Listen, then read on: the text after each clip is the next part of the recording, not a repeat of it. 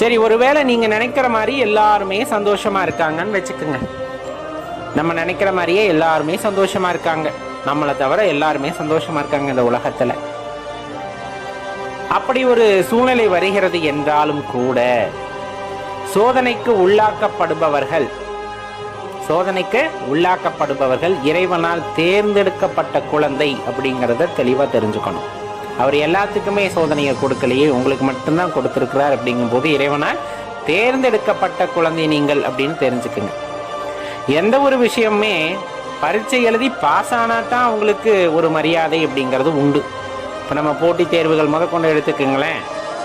எந்த தேர்வு எழுதினாலும் அதில் வென்று வர குழந்தைகளுக்கு தனியான மரியாதை அப்படிங்கிறது உண்டு. அது உலகு போற்றக்கூடிய வகையில் அமையும்.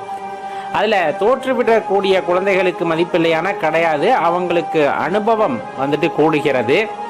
அதன் வாயிலாக அடுத்து ஏற்படக்கூடிய அந்த பரீட்சைகளில் அவங்க தேர்வாகி வருகிறார்கள்.